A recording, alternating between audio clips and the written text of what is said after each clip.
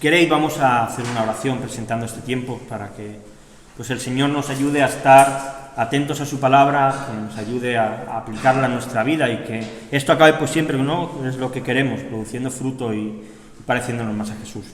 Señor, gracias porque en esta mañana tú estás con nosotros como siempre. Gracias por habernos traído, gracias por poder meditar en la Biblia, Señor, gracias por habernosla regalado y por poder leerla en casa, por poder estudiarla, por poder aplicarla también a la vida nuestra. Y queremos pedirte que en esta mañana el mensaje que se va a exponer sea dirigido por ti, Señor, que tú hables a nuestros corazones, que tú hables a nuestras vidas y que tú sigas haciéndonos crecer, Señor, que no permitas que nos quedemos estancados, sino que tú vayas produciendo madurez en nuestra vida y en nuestro día a día. Te damos gracias por tu palabra, Señor. Amén. Amén. Cualquier operación militar tiene lo que se conoce como el día D y la hora H, el día y la hora exacta en la que se va a llevar a cabo el plan que se ha preparado. Y cualquier operación tiene detrás suyo, no es algo improvisado, tiene muchas horas de dedicación, de trabajo, se planifica hasta el más mínimo detalle para que nada falle en el momento en que haya que actuar.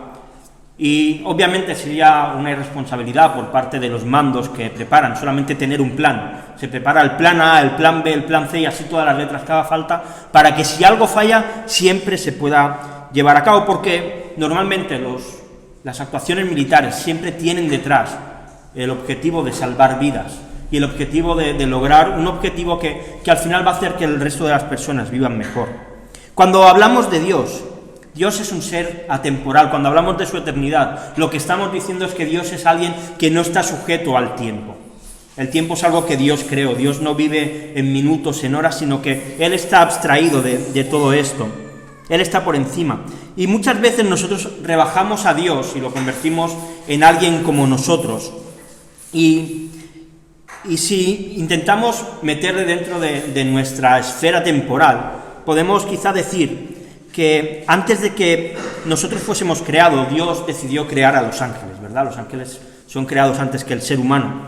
Y cuando Dios crea a los ángeles hay una guerra civil en el cielo. Satanás intenta usurpar el trono de Dios, intenta ocupar su lugar, pero como es lógico, Dios acaba venciendo. Y Satanás acaba desterrado de los cielos con todos los ángeles que se habían intentado rebelar. Y cuando Dios crea a Adán y Eva, ocurre exactamente lo mismo. Satanás les tienta y les dice, mira, si coméis de este árbol que Dios os ha dicho que no comáis, vais a ser como Dios. Exactamente lo mismo que Satanás intentó hacer. Y al final, ellos desobedecen y Dios los castiga, lanzándolos fuera del huerto del Edén. Y puede parecer como que el plan de Dios había fallado, ¿verdad? Dios creó al ser humano para relacionarse con él y ahora el plan A parece de Dios, había fallado, pero la realidad es que el ser humano no era el plan A de Dios. Era parte del plan A, pero no éramos el plan A. En el seno de Dios, en su esencia, en la eternidad, dentro de la Trinidad, se toma una decisión. Antes de que todo fuese creado, el Padre le dice al Hijo, tú vas a ser aquel que vaya a rescatar al ser humano que va a pecar. Antes de que nosotros hubiésemos fallado, Dios ya había determinado que su Hijo iba a ser el que iba a llevar a cabo la misión de salvación de los hombres y las mujeres pecadoras. Y el Hijo, de una manera voluntaria, le dice, Padre, yo voy. Yo me voy a encargar de llevar a cabo esta misión, aunque él sabía que lo que le venía por delante no iba a ser agradable. Esta noticia debió correr por los cielos. Los ángeles se enteraron asombrados de que el Hijo de Dios iba a ser un humano para poder salvar a los pecadores. Satanás seguramente también se enteró de ellos. Y pasa el tiempo y en Egipto nace un niño llamado Moisés. Y Satanás dice, aquí viene el libertador que Dios había preparado. Y hace que Faraón decrete que todos los niños menores de 2 años debían morir. Pero Moisés crece y Moisés es un pecador más, así que no es válido. Aparecen más hombres que aparentemente pueden ser los libertadores. Elías, Sansón, David, Salomón, pero ninguno de ellos es perfecto. Ninguno de ellos puede cumplir los requisitos de Dios. Y años más tarde, en una pequeña aldea de Belén, en un pesebre, nace un bebé, un niño llamado Jesús. Este niño va creciendo y los ángeles con expectación se dan cuenta que es perfecto, que no hace cosas malas, que no peca de ninguna manera.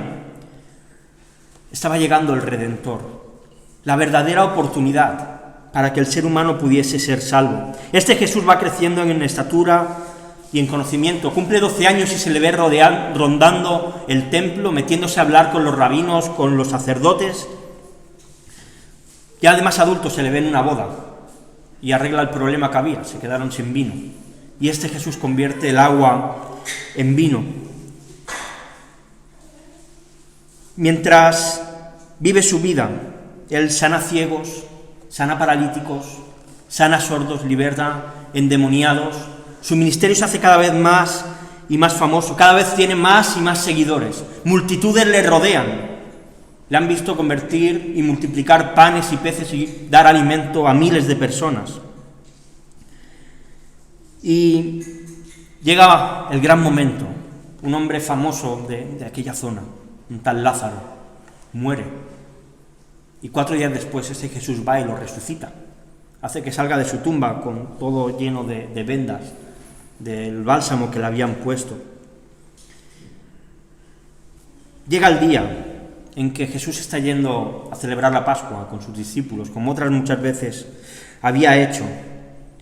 En el cielo hay una expectación tremenda, porque saben lo que viene.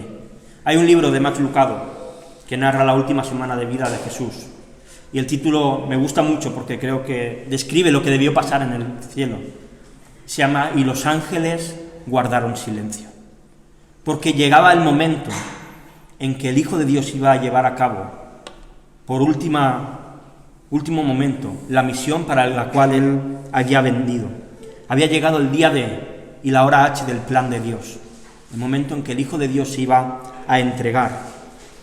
El Hijo comenzaba su camino hacia el Calvario, hacia el sitio donde él iba a morir, donde iba a derramar su sangre.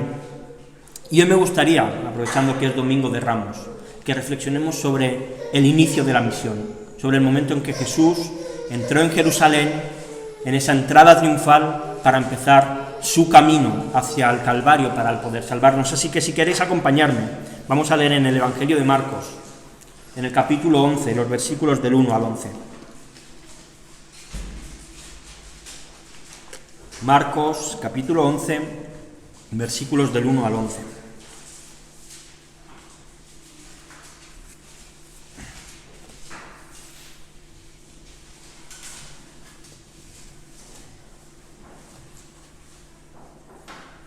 ¿Sí lo tenéis?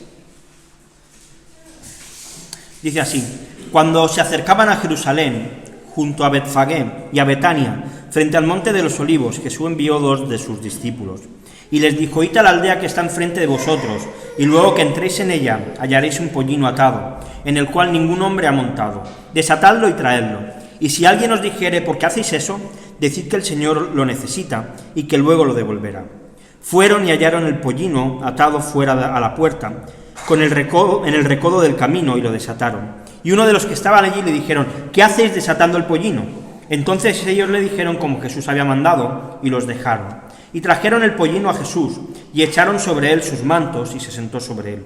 También muchos tendían sus mantos por el camino, y otros cortaban ramas de los árboles, y las tendían por el camino. Y los que iban delante y los que venían detrás daban voces diciendo: Hosana, bendito el que viene en el nombre del Señor. Bendito el reino de nuestro Padre David que viene. Hosana en las alturas. Y entró Jesús en Jerusalén y en el templo, y habiendo mirado alrededor todas las cosas, como ya anochecía, se fue a Betania con los 12. Amén. Esta historia empieza con un retorno. Jesús había estado durante mucho tiempo predicando a las afueras de Jerusalén.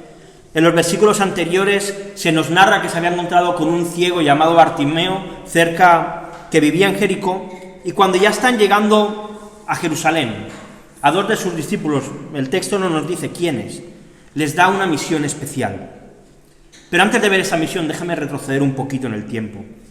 En capítulo 10, los versículos del 32 al 34, dice: iban por el camino, subiendo a Jerusalén, y Jesús iba delante, y ellos se asombraron, y le seguían con miedo. Entonces, volviendo a tomar a los 12 aparte, les comenzó a decir las cosas que habían de acontecer.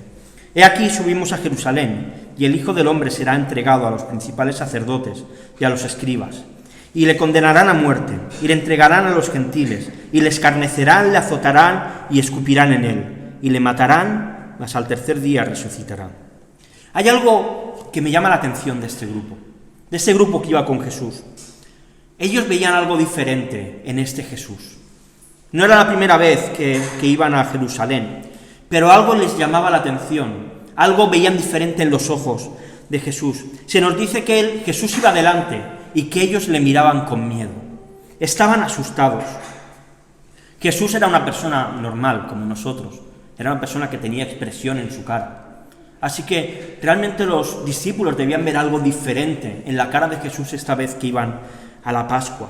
Aquí va esta comitiva, un camino que habrían hecho muchas veces, un camino que se conocerían casi de memoria. Como buen judío, Jesús iba a Jerusalén a celebrar la Pascua, a recordar aquella liberación que Dios hizo de Israel, de Egipto, pero hay algo distinto en él, algo que asusta a los que le rodean. Hay algo en el ambiente que es diferente, algo que asusta a sus discípulos. Y entonces Jesús les explica el plan. Jesús se pone a la cabeza y el mensaje que les da no es sencillo de aceptar. Ellos habían dejado su vida durante 3 años para seguir a este maestro, que ahora le dicen que lo van a arrestar, que le van a golpear, que le van a insultar, que le van a escupir. No era la primera vez que Jesús les advertía de esto, pero la cara de Jesús decía que esta vez iba en serio, que esta vez lo que él estaba anunciando iba a ocurrir. Jesús es el protagonista, Jesús es el héroe, Jesús es el que iba a librar la batalla. Como veremos, aquellos que le rodeaban, lo único que iban a hacer era defraudarle, abandonarle, dejarle solo, negarle. Públicamente iban a decir que no tenían nada que ver con ese hombre, aunque habían pasado 3 años con él. En la agonía de Jesús, sus amigos se iban a dormir, lo iban a dejar totalmente abandonado. Pero vemos que aún así Jesús, sabiendo todo eso, sigue yendo delante de ellos, sigue marcando el camino, y con esta idea se acercan a Jerusalén. Y cuando llegan, están cerca de llegar, Jesús coge a 2 y les dice: mirad, tengo una misión muy importante para vosotros, una misión de vital importancia. Id a aquella aldea y vais a encontrar allí un pollino. Un pollino era un animal joven que nunca se había montado encima de él. Y le dice: y a este pollino, traédmelo para aquí. Y si alguien os dice que por qué hacéis esto, le decís: el Señor lo necesita. Es una misión extraña, ¿no creéis? Es un poco raro. Imagínate que os digo: mira, cuando acabemos el culto, vas a ir allí enfrente y hay un BMW, vas a cogerlo y me lo vas a traer. Yo creo que me dirías: Ángel, estás un poco chalado, se te ha ido la cabeza, ¿cómo vamos a hacer esto? Cuando leemos la Biblia a veces parece todo muy sencillo, ¿verdad? Lo leemos pues como leemos cualquier otro libro, y aunque sabemos que es un libro histórico, y es cierto, pero cuando traemos las situaciones de la Biblia a nuestro tiempo, a veces nos pueden parecer un poco más arriesgadas, ¿verdad? Ir a casa de alguien y quitarle el coche, pues seguramente acabe viniendo la policía a por nosotros. Pero estos discípulos llevaban 3 años caminando con Jesús, y eso se nota en la respuesta de ellos. Ellos no preguntan a Jesús ¿para qué? No preguntan ¿cómo lo hacemos? Van, directamente obedecen a lo que Jesús les dice. ¿Y cuántas veces nosotros, que llevamos ya tiempo andando con Jesús, cuando nos pide algo seguimos haciendo preguntas, seguimos poniendo peros? Pero Señor, ¿y si pasa esto? ¿Y si pasa lo otro? ¿Por qué seguimos pensando que las cosas que Dios nos manda van a salir mal, cuando tantas veces se nos ha demostrado que van a salir bien? Tantas veces nos ha demostrado que Él va a estar con nosotros. Los discípulos estaban convencidos que si obedecían lo que Jesús les había mandado, ellos no iban a tener ningún problema, porque era el Señor. Y las palabras de Jesús se siguen cumpliendo hoy. Lo que Él ha prometido sigue siendo real en nuestra vida. Así que cuando Dios nos diga haz esto, no digamos Señor, pero Señor, y si obedezcamos, hagamos caso a aquel con el que estamos caminando y que sabemos que podemos confiar en Él. Llegados a este momento, me gustaría que miráramos por un segundo el ministerio de Jesús.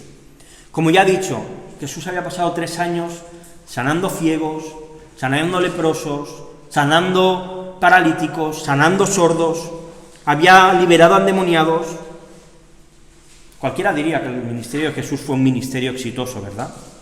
Hubo muchas evidencias. Pero hubo algo mucho más importante que todos estos milagros. Jesús le perdonó los pecados a muchas personas.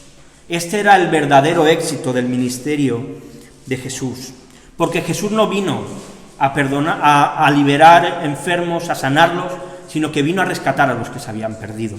Y esto se ilustra perfectamente en el principio del libro de Marcos. Después de que Jesús es bautizado, es tentado en el desierto, aparecen sus primeras palabras. Dice: el tiempo se ha cumplido y el reino de Dios se ha acercado. Arrepentíos y creed en el Evangelio. Este era el mensaje que traía Jesús. Este era el motivo de estar él aquí. Poco más tarde, Jesús sana a un montón de enfermos una noche. Y dice que después se marcha a orar. A la mañana siguiente, en la casa de Pedro, donde había sanado a su suegra, estaba abarrotada de enfermos que venían a que Jesús les sanara. Y Pedro va a buscar, le dice: Jesús, hay mucha gente que quiere verte. Pero Jesús le dice: vamos a los lugares vecinos para que predique también allí, porque para eso he venido. Este era el ministerio de Jesús. Jesús era un predicador. Jesús no era un sanador, aunque sanaba. Jesús venía a predicar, a traer las buenas noticias de parte de Dios. Y durante estos 3 años, seguro que sus discípulos escucharon muchas predicaciones de Jesús. Escucharon mucha enseñanza de él. Y Jesús hablaba de los profetas, hablaba de la ley, hablaba del Antiguo Testamento, el resto aún no se había escrito. Y entonces en Mateo 21:4, Jesús cita al profeta Zacarías, que cientos de años dijo: alégrate mucho, hija de Sión, da voces de júbilo, hija de Jerusalén, he aquí tu rey vendrá a ti, justo y salvador, humilde y cabalgando sobre un asno, sobre un pollino, hijo de asna. La misión que Jesús le dio a sus discípulos era una misión que había sido profetizada cientos de años antes. Los discípulos habrían escuchado este texto de Zacarías, lo habrían escuchado en sus casas, lo habrían escuchado en la sinagoga. Ellos sabían que el día se acercaba, que el rey llegaba por fin a Jerusalén y que lo que iba a suceder, lo que ellos iban a ver, era el cumplimiento de la palabra que Dios había dicho a través de los profetas. Y lo que va a pasar en la siguiente semana no es un cambio de planes de Dios, no es una trampa de los fariseos. A Jesús no le sorprendió que le azotaran, a Jesús no le asombró que le golpearan, no le sorprendió que le pegaran, a Jesús no le sorprendió que le subieran a una cruz. La pasión de Cristo, su última semana para morir, no fue un plan que Dios trazó a la desesperada, fue un plan divino, preparado al milímetro desde la eternidad. No fue una sorpresa. Jesús estaba alabando a Dios en aquella cruz. Y los discípulos, sabiendo y conociendo la profecía, se acercaron y cumplieron lo que Jesús les pidió. Y esto es exactamente igual para nosotros. Tenemos que cumplir aquello que Dios nos demanda. Si realmente creemos y confiamos que Jesús ha muerto por nosotros, que Él ha cumplido el plan de Dios, entonces nosotros tenemos que cumplir lo que Jesús ha pedido. Que cuidemos de las viudas, que cuidemos de los huérfanos, que nos amemos unos a otros, que prediquemos el Evangelio, que nos preocupemos por los necesitados. Hay veces que parece que queremos hacer como 2 grupos de iglesias, aquellos que se preocupan de la obra social y aquellos que se preocupan del Evangelio, pero la realidad es que va todo junto. El Evangelio no existe sin preocupación por los demás. Y el Evangelio no existe sin predicación. Tiene que ir unido. Y esta es la misión que Dios nos ha pedido a cada uno de nosotros, así que vivamos cumpliéndola. Antes os decía, imaginad que yo voy y os digo que vayáis a por el coche del vecino de enfrente.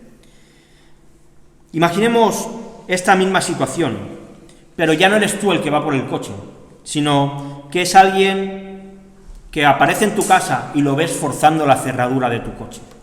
¿Qué harías? Bueno, yo me imagino que yo lo primero que haría sería llamar a la policía, ¿verdad? Decir, oye, que me están robando el coche. Pero imagínate que la persona te dice, no, es que Pablo Ordóñez me pide que venga por este coche. Yo no tengo ni idea de quién es Pablo Ordóñez, así que llamo a la policía y ya te apañas tú con él. Pero imagínate que en vez de ser Pablo Ordóñez, quien ha mandado a esa persona, dice, no, es que vengo en el nombre de Pedro Sánchez, presidente del gobierno de España, y necesita tu coche. Quizás si no te gusta Pedro Sánchez te pongas un poco de pegas, pero creo, y si no estoy equivocado, por ley, si viene el presidente del gobierno a pedirte tu coche, creo que estamos en la obligación de dárselo. Es bien distinto que te lo pida alguien con autoridad a que te lo pida una persona que no conoces de nadie. Y esta es la situación de estos dos discípulos. Así fueron las instrucciones que le dio Jesús. Y si alguien os dijere, ¿por qué hacéis esto?, decid que el Señor lo necesita y que luego lo devolverá. Así que así hicieron los discípulos, fueron y se encontraron con aquel pollino. ¿Es lógico lo que sucedió? Claro que es lógico. Los discípulos no dijeron a aquel que les preguntó, no, es que Jesús necesita este pollino, porque quizá que le habría dicho, ¿y quién es Jesús? ¿Por qué yo tengo que darle mi pollino a ese tal Jesús? Ellos no dijeron, un rabí, un maestro, necesita el pollino. Tampoco dijeron eso. No dijeron, alguien muy importante lo necesita. Dijeron en griego, kurios, el Señor es quien necesita este pollino. No era cualquiera el que estaba demandando ese pollino, lo demandaba el Señor. Y cuando alguien escuchaba en griego la palabra kurios, estaba hablando de una persona a la cual le pertenecen todas las cosas. Estaba situando a Jesús como Dios mismo. Y los discípulos lo que dijeron es, el Señor al que le pertenece este pollino y te lo tiene prestado, lo necesita. Y entonces aquel hombre dijo, lleváoslo. Estaban hablando de una persona que no solamente tenía autoridad sobre algunas cosas, estaban hablando en el nombre de alguien a quien le pertenecían todas las cosas. Alguien de quien ese pollino era suyo. La misión que tuvieron los discípulos era una misión con una autoridad que Jesús le había delegado. Ellos no iban en su nombre, iban en el nombre del Señor. Es como si un alto mando del gobierno a cualquiera de nosotros nos delega ir a hacer cualquier cosa y nos da un papel en el cual hay un sello del gobierno que dice que nosotros tenemos autoridad para hacer lo que vamos a hacer. En esta época, cuando el rey requería algo de alguna persona, nadie se podía negar. Si el rey decía, quiero esto, la persona tenía que dárselo. Y Jesús aquí se está situando como rey. Jesús se está poniendo en la posición de gobernador. En vuestra Biblia seguramente el titulito de arriba aparece como la entrada triunfal, ¿verdad, Edwin? ¿Verdad? Hay una Biblia de estudio de un hombre llamado Scofield, que me gusta mucho más el titulito que pone. Pone presentación oficial de Jesús en su carácter de rey. Porque aquí realmente lo que Jesús estaba haciendo es presentarse como el rey de todo. Nadie sabe el nombre del dueño del pollino, pero sí sabemos que él cogió lo que tenía a su disposición y lo puso al servicio del rey. Y yo me pregunto, ¿qué hacemos nosotros con nuestros pollinos? De una manera figurada. ¿Qué hacemos nosotros con nuestras cosas? ¿Nos las guardamos para nuestro disfrute o las ponemos al servicio del rey? ¿Qué hacemos nosotros con nuestro tiempo, con nuestro dinero, con nuestra fuerza? ¿Lo empleamos todo en nuestra satisfacción o se lo entregamos al rey para que él lo utilice? ¿Qué hacemos con nuestra vida? En Lucas, justamente antes de este fragmento, se cuenta la parábola de las 10 minas, de un señor que da 10 minas, 5 minas y 3 minas, si no recuerdo mal, y luego va a pedir rendimiento sobre ellas. ¿Qué hacemos nosotros? ¿Lo guardamos en la tierra lo que Dios nos ha dado? ¿O lo utilizamos a su servicio para que cada vez crezca y sea mayor? Ojalá sea así. Y tengamos algo claro. Cuando Dios nos pide nuestro tiempo, nuestro dinero, nuestras fuerzas, no es nuestro, es de Él, que nos lo da para que disfrutemos y no tenemos ningún derecho a decirle que no. Él es el Señor, nosotros los siervos, y por tanto tenemos que darle todo lo que nos pida. La primera parte de la profecía se ha cumplido, lo descrito por Zacarías está ocurriendo. Ya tienen el animal en el cual Jesús se va a montar para entrar en Jerusalén. Pero hay un detalle que es muy curioso y que puede llegar a pasar por alto. Los discípulos empiezan a poner mantos sobre este pollino, sobre este animal. Hace años Betsy y yo fuimos de vacaciones a Tenerife y Betsy tenía muchas ganas de montar a caballo. A caballo no, perdonad, a camello, que es algo pues no muy normal. A mí no me gustaba mucho, pero ya sabéis que por amor se hacen locuras, así que después de conducir media hora por la montaña llegamos a donde estaban los camellos. Si os soy sincero, fue una experiencia bastante desagradable. El sitio donde nos sentamos con el camello era incómodo. Pedrito, el camello detrás, no paraba de meterle la cabeza por ahí, que te daban ganas de darle, pero si le dabas, estabas en peligro de que te la devolviesen. Y el olor que había no era agradable, olían mal aquellos animales. Pero aún con todo eso, aquellos camellos estaban preparados para que las personas nos pudiésemos montar encima de ellos. Ese pollino que Jesús tenía delante suyo nunca había sido montado por ningún hombre. Él no sabía lo que era llevar la carga de una persona encima suyo. Nadie le había enseñado que tenía que obedecer las órdenes de su jinete. No había ninguna silla para sentarse, así que sus discípulos empiezan a poner mantos encima de ese pollino para que Jesús se pudiese sentar, para que el camino que Jesús iba a recorrer fuese lo más agradable posible. Y esto debía ser así, dice Números 19:2. Esta es la ordenanza de la ley que Jehová ha prescrito diciendo: di a los hijos de Israel que traigan una vaca alazana, perfecta, en la cual no haya falta, sobre la cual no se haya puesto ningún yugo. Y lo que Dios estaba diciendo aquí es que las cosas ordinarias no se pueden utilizar para las cosas extraordinarias. Que lo común no era apto para Jesús, que Jesús tenía que montar sobre un animal impecable, sobre un animal perfecto. Y creo que esto tiene que llamar nuestra atención. No podemos darle a Dios las cosas de cualquier manera. Dios requiere que nosotros le demos nuestra vida, nuestro trabajo, nuestros estudios, nuestras familias de una manera excelente. Dios requiere de nosotros la excelencia. No quiere las obras, no quiere cualquier cosa. Dios no quiere las migajas, Dios quiere todo de nosotros.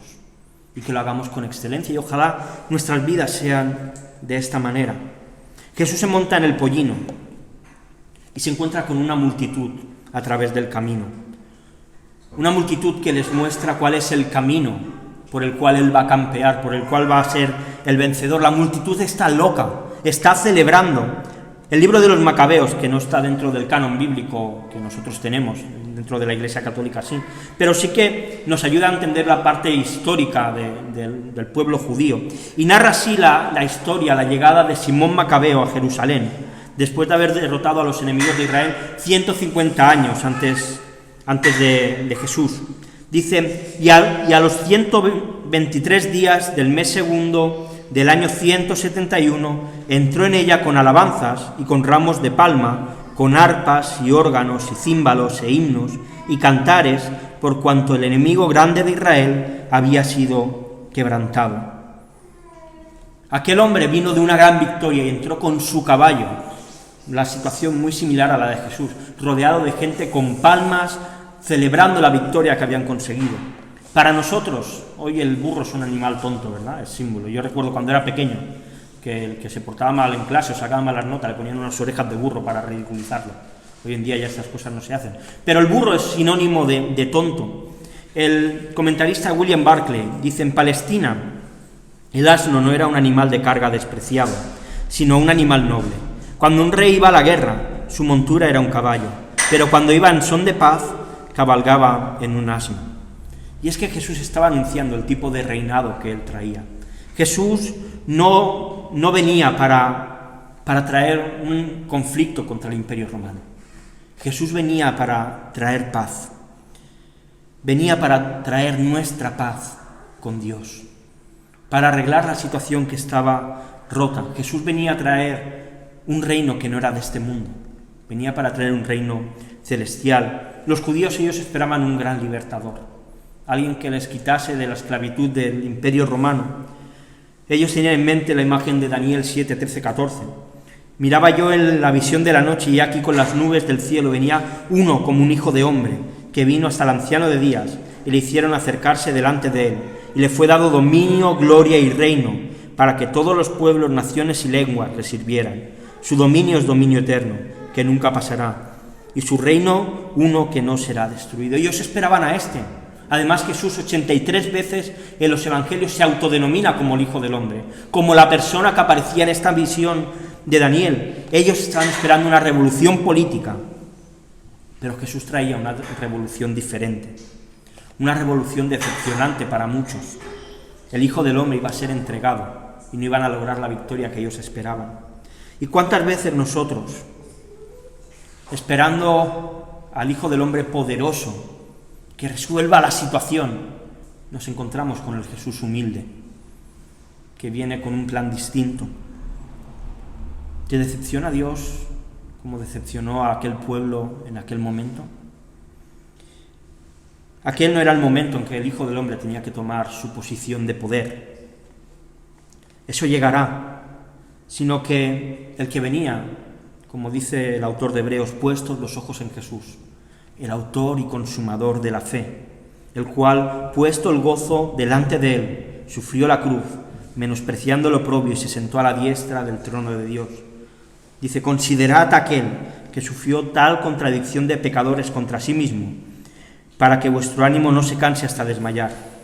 ¿Cuál era el gozo que tenía Jesús delante suyo? La gloria del Padre. Esto es lo que le movía, y la salvación de nuestras almas. Aun en el mayor sufrimiento que experimentó Jesús, también pudo experimentar gozo. Y quizá en nuestra vida Dios no actúe de la manera que nosotros queremos que actúe, de la manera que nosotros esperamos que actúe. Pero Él es nuestro ejemplo para darnos cuenta que aunque no recibamos lo que nosotros esperamos, Dios siempre está trabajando en nuestro favor. Por lo tanto, no nos cansemos, no desmayemos, sigamos corriendo esa carrera, puestos los ojos en Jesús. Y siguiendo el camino de entrada a Jerusalén, ya estamos casi acabando, Marcos nos dice que tanto los que iban delante como los que venían detrás daban voces diciendo: Hosana, bendito el que viene en el nombre del Señor, bendito el reino de nuestro Padre David que viene, Hosana en las alturas. Vaya fiesta tenían montada, qué celebración. Jesús no iba solamente con sus 12 discípulos, habían miles de personas siguiéndole, miles de personas alrededor del camino aclamándole. Pero claro, es lógico, ¿verdad? ¿Quién no va a seguir a alguien que acaba de resucitar a Lázaro y acaba de alimentar a 5.000 personas con unos panecillos y unos peces? Jesús era la gallina de los huevos de oro. Así que empezaron los gritos, los vítores. Otros se unieron delante del camino y también empezaron a alabarle. Y todos gritaban. No olvidemos, ellos estaban en la Pascua, en la celebración donde recordaban que hubo un libertador que sacó al pueblo de Israel de Egipto. Y ellos decían: por fin viene el que nos va a librar. Por fin viene el nuevo Moisés, el Mesías que esperábamos. Y así lo gritaban, decían: Hosana.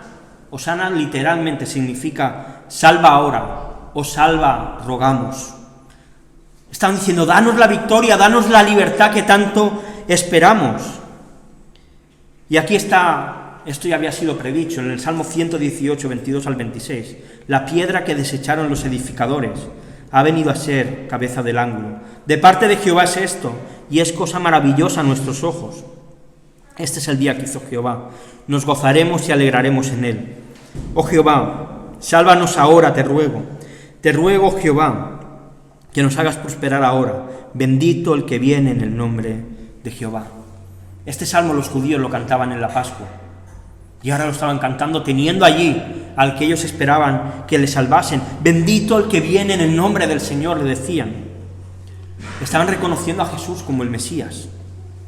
Pero olvidaron Isaías 53, que ese Mesías iba a ser desechado. Mirad, dice este capítulo: ¿quién ha creído a nuestro anuncio? ¿Y sobre quién se ha manifestado el brazo de Jehová? Subirá cual renuevo delante de él, y como raíz de tierra seca, no hay parecer en él ni hermosura. Le veremos, mas inatractivo para que le deseemos. Despreciado y desechado entre los hombres, varón de dolores, experimentado en quebranto, y como que escondimos de él el rostro, fue menospreciado, y no lo estimamos. Ciertamente él llevó nuestras enfermedades, y sufrió nuestros dolores. Y nosotros le tuvimos por azotado, por herido de Dios y abatido. Mas él herido fue por nuestras rebeliones, molido por nuestros pecados. El castigo de nuestra paz fue sobre él, y por su llaga fuimos nosotros curados. Todos nosotros nos descarriamos como ovejas, cada cual se apartó por su camino, mas Jehová cargó en él el pecado de todos nosotros. Angustiado él y afligido, no abrió su boca. Como cordero fue llevado al matadero, y como oveja delante de sus trasquiladores, enmudeció y no abrió su boca. Por cárcel y por juicio fue quitado. Y su generación, ¿quién la contará? Porque fue cortado de la tierra de los vivientes, y por la rebelión de mi pueblo fue herido. Y se dispuso con los impíos su sepultura, mas con los ricos fue en su muerte, aunque nunca hizo maldad ni hubo engaño en su boca. Con todo esto Jehová quiso quebrantarlo, sujetándole a padecimiento. Cuando haya puesto su vida en expiación por el pecado, verá linaje, vivirá por largos días, y la voluntad de Jehová será en su mano prosperada. Verá el fruto de la aflicción de su alma, y quedará satisfecho. Por su conocimiento justificará mi siervo justo a muchos, y llevará las iniquidades de ellos. Por tanto, yo le daré parte con los grandes, y con los fuertes repartirá despojos, por cuanto derramó su vida hasta la muerte, y fue contado con los pecadores, habiendo él llevado el pecado de muchos, y orado por las transgresiones. Y el último grito, acreditando el reinado de Jesús: bendito el reino de nuestro Padre David que viene. Hosana en las alturas.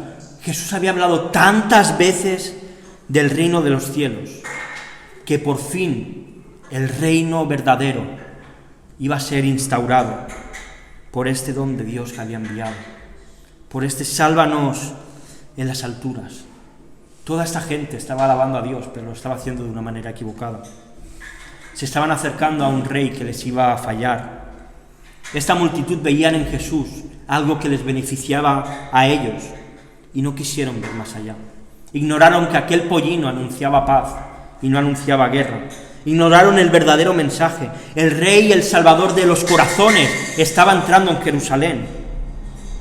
Y sabéis, me siento muy identificado con esta multitud. ¿Cuántas veces Jesús no es más que alguien a quien voy para que resuelva mi problema momentáneo? Alguien a quien me acerco porque tengo una necesidad. Alguien que busco que me quite la tristeza y me dé alegría. Qué pena que tantas veces no veamos a Jesús como el Rey que liberta a los corazones.